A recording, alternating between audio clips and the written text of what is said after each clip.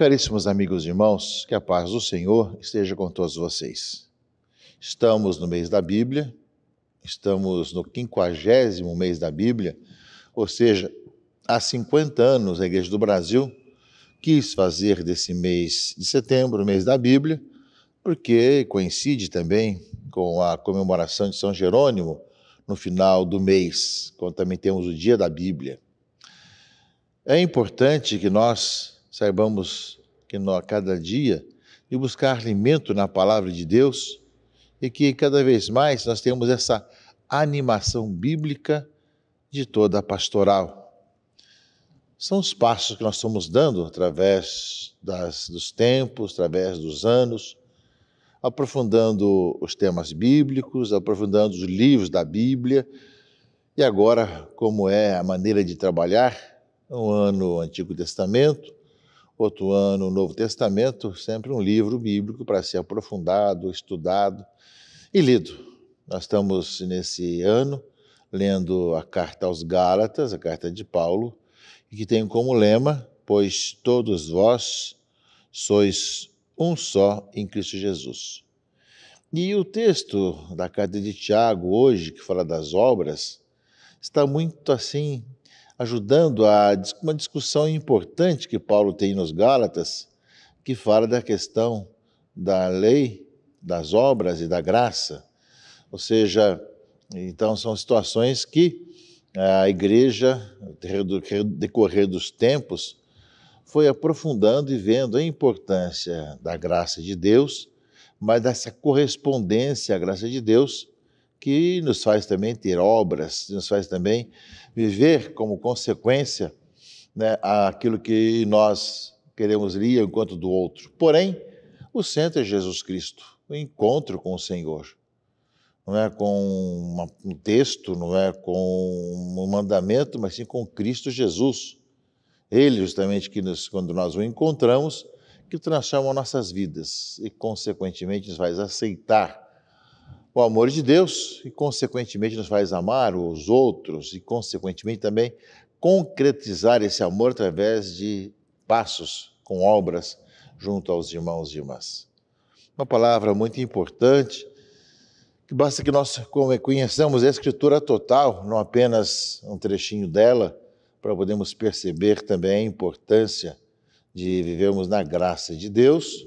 Tudo é dom, tudo é graça, mas que corresponde também à nossa resposta através das atitudes, das obras que nós somos chamados a fazer. A palavra de Deus desse 24º domingo do tempo comum, caríssimos amigos e irmãos, tem no Evangelho várias conotações. Primeiro, a famosa pergunta de Jesus, ali quando estava na região de Cesaré de Filipe. E sempre nós voltamos a essa mesma pergunta, e isso deve ter marcado muitos discípulos de Jesus, porque é uma pergunta e um fato que volta nos evangelhos. Quem dizem os homens que eu sou? E vós, quem dizeis que eu sou? Essas duas perguntas, elas voltam sempre, tanto nos evangelhos, como também em nossa própria vida. Nós sabemos e podemos fazer grandes pesquisas para pensar, refletir sobre o que dizem os meios de comunicação, as mídias digitais, as pessoas, quem é Jesus. E vamos encontrar realmente uma enormidade de respostas. E hoje, com toda a questão contrária à fé e contrária à igreja, nós encontramos alguns absurdos muito sérios sobre Jesus.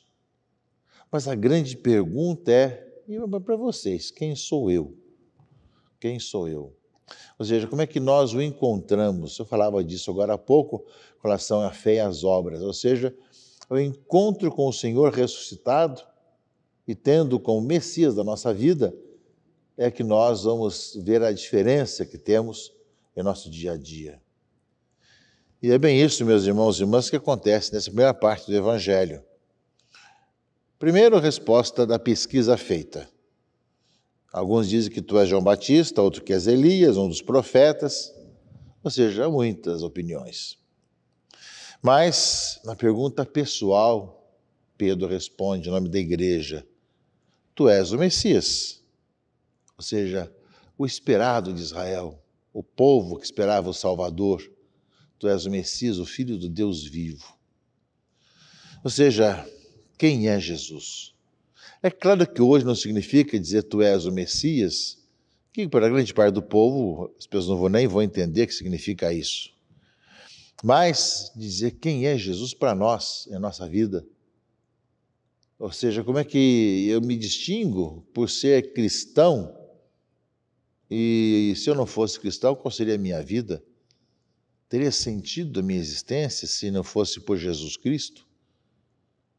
Então, essa pergunta é muito séria que ele faz, que cada vez que nós a ouvimos, somos chamados justamente a renovar a nossa adesão a ele.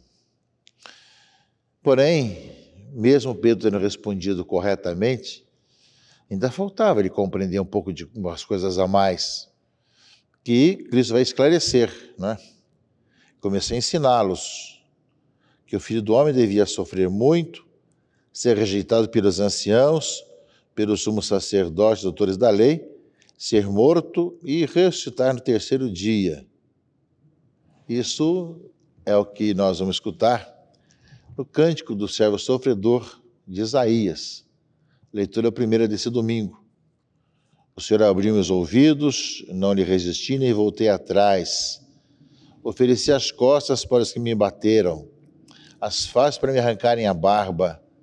Não desviei o rosto dos bofetões e cusparadas. Ou seja, parece o servo sofredor que vai passar por isso. Aquilo que fala Isaías, nós escutamos sempre na Semana Santa, é atribuído a Jesus, não é? Ao mesmo tempo, ele vai encontrar sua segurança no Senhor, fala Isaías. Não deixei abater o ânimo, conservei o rosto impassível como pedra, porque sei que não serei humilhado. O Senhor é meu auxiliador, quem é que vai me condenar? Portanto, o servo sofredor, ele vai aparentemente sofrer e acabar tudo, mas na realidade, quando se pensa que tudo acabou, é que tem um grande triunfo com a ressurreição. Portanto, uma palavra que nos fala, depois de aceitar que Jesus Cristo é o Messias, é o Salvador, ele fala que isso vai acontecer ele dando a vida por nós, morrendo por nós, entregando por nós. Aí está a diferença.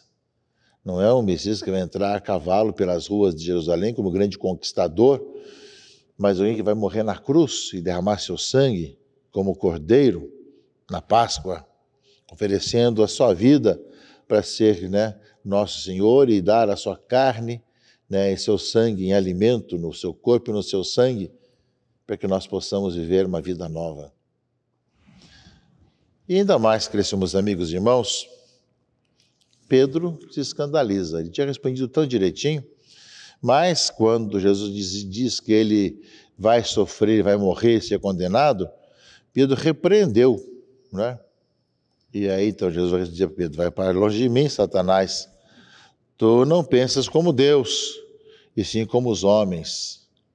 Pedro vai ter que dar muitos passos ainda para poder justamente ser aquele que vai confirmar os irmãos na fé. Então chamou a multidão e disse: tem mais, não só o Messias é o Senhor e Salvador, que vai dar a vida, mas quem quiser me seguir, renuncie a si mesmo, tome a sua cruz e me siga, pois quem quiser salvar a sua vida, vai perdê-la. Mas quem perder a sua vida por causa de mim e do Evangelho, vai salvá-la. Ou seja, entregando a vida no Senhor e pelo Senhor, é que nós salvamos e temos a verdadeira vida. Ou seja, meus irmãos e irmãs, Jesus começa a modificar completamente a ideia do Messias, que ele entrega a vida para que a vida aconteça, para salvar a vida de todos, e com a sua ressurreição, ser o sinal de que a morte é vencida, o pecado é vencido. Mas quem quiser também segui-lo, é chamado a passar por essa entrega da própria vida, e quanto mais entregarmos nossa vida ao Senhor, mais temos a vida. Pois quanto mais nós fazemos o contrário, começamos a segurar para nós a vida, mais nós perdemos a vida, mais somos infelizes. Portanto, a palavra de hoje é um convite para que nós também, ao seguir Jesus Cristo, não tenhamos medo de dar a vida por causa dele no dia a dia e, se caso for necessário, aparecer também dessa forma, até com o martírio, como acontece em tantos lugares do mundo no passado, como também no presente. Portanto, uma pergunta importante a ser respondida com os esclarecimentos que o Evangelho nos traz. E, ao mesmo tempo, meus irmãos e irmãs, o fato de perder a vida pelo Cristo, de dar a vida pelo Senhor, faz com que o nosso relacionamento com o outro seja de compromisso, não de lavar as mãos, seja de estar comprometido com o outro. Isso, muitas vezes, as pessoas não compreendem. O porquê se ajuda as pessoas, o porquê se partilha, se preocupa com o pobre, com o necessitado. É porque a gente encontrou a vida no Senhor e está dando a vida pelo Senhor, também na pessoa do outro. E na carta de São Tiago, no trecho de hoje, que continua a da semana passada, ele fala assim: não adianta alguém dizer que tem fé quando não põe em prática. Eu dizia justamente na carta aos Gálatas, tem essa questão, né, da justificação pela fé. Sem dúvida, crendo em Jesus Cristo, nós somos justificados, mas, ao mesmo tempo, a fé deve nos levar a uma prática concreta e a obras, consequentemente. Ou seja, ele fala de imaginar que um irmão ou uma irmã não tem o que vestir, eles faltam comida a cada dia. E você fala, pode ir em paz, e aquecei-vos e comer à vontade, mas não ajuda nada a pessoa, sem lhe dar o necessário para o corpo. O que adiantará isso, não é? Assim também é a fé. Se não se traduz em obras, por si só ela está morta. A fé sem obras é morta, diz aqui a carta de Tiago. E alguém pode dizer, tu tens a fé, eu tenho a prática.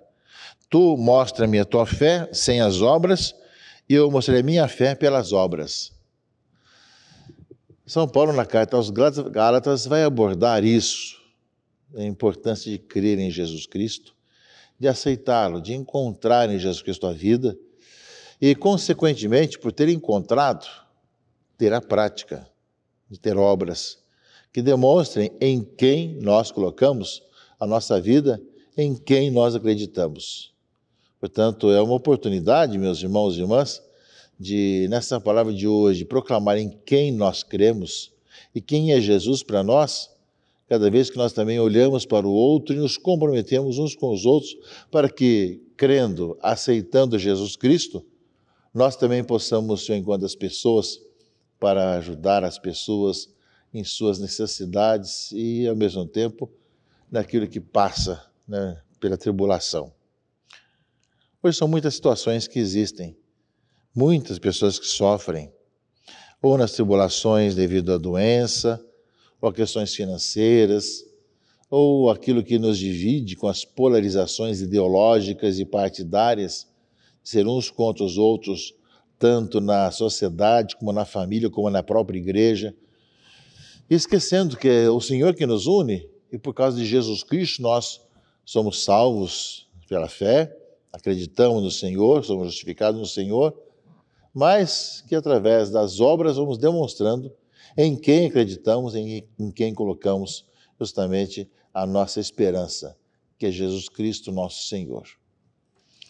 Portanto, meus irmãos e irmãs, uma palavra desse final de semana muito importante e necessária, para que nós saibamos que é o encontro com o Messias e crendo que Jesus Cristo é o Senhor, é que nós vamos encontrar realmente a verdadeira vida, esse dom de Deus de morar no meio de nós, fazer esse carne, estar no meio de nós, e se dar a nós na palavra, nos alimenta também com o seu corpo e com o seu sangue, e nos faz também ser comunidade, para que, alimentados pela presença do Senhor, nós possamos também ir ao encontro do outro, também nos comprometendo com o outro, não apenas lavando as mãos daqueles que passam pela necessidade, mas cuidando do outro com carinho. Escute a palavra de Deus nesse final de semana, caminhe no Senhor e deixe a palavra falar ao seu coração. Que Deus abençoe, proteja e guarde em nome do Pai e do Filho e do Espírito Santo. Amém.